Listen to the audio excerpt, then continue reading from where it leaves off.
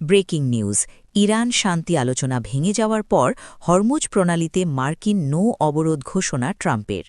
Washington DC ১২ April ২০২৬।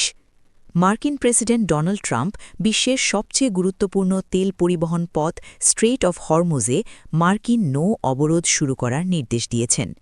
রবিবার সকালে নিজের ট্রুথ সোশ্যাল পোস্টে ট্রাম্প বলেন, তাৎক্ষণিকভাবে কার্যকর বিশ্বের সেরা মার্কিন নৌবাহিনী হরমুজ প্রণালীতে প্রবেশ বা বের হওয়ার চেষ্টা করা সব জাহাজ অবরোধের প্রক্রিয়া শুরু করবে।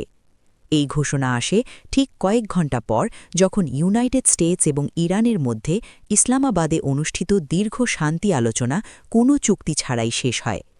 ট্রাম্প ইরানকে বিশ্বব্যাপী চাঁদাবাজির অভিযোগ করেন, বিশেষ করে জাহাজ থেকে তোল দাবি করা এবং অতীতে মাইন পেতে প্রণালী বন্ধ করে দেওয়ার জন্য। নৌবাহিনীকে দেওয়া নির্দেশ।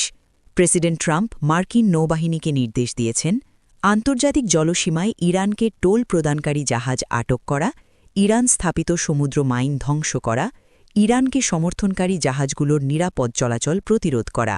বৈশ্বিক প্রভাব। স্ট্রেইট অফ হরমুজ দিয়ে বিশ্বে প্রায় ২০-৩০% তেল পরিবহন হয়।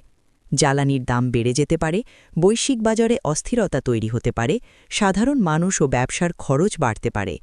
আন্তর্জাতিক সমর্থনের আহ্বান। ট্রাম্প জানান, অন্যান্য দেশও এই পদক্ষেপে যুক্তরাষ্ট্রকে সমর্থন করবে বলে আশা করা হচ্ছে এবং অবরোধ শীঘ্রই শুরু হবে। আমেরিকানদের জন্য এর অর্থ কী? খুব শীঘ্রই গ্যাসের দাম বাড়তে পারে।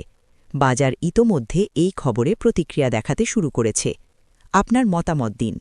আপনি কি মনে করেন ট্রাম্পের এই সিদ্ধান্ত সঠিক? যুক্তরাষ্ট্রের কি ইরানের বিরুদ্ধে কঠোর পদক্ষেপ নেওয়া উচিত নাকি কূটনৈতিক সমাধান খোঁজা উচিত? নিচে কমেন্ট করুন এবং এই গুরুত্বপূর্ণ খবরটি বন্ধুদের সাথে শেয়ার করুন।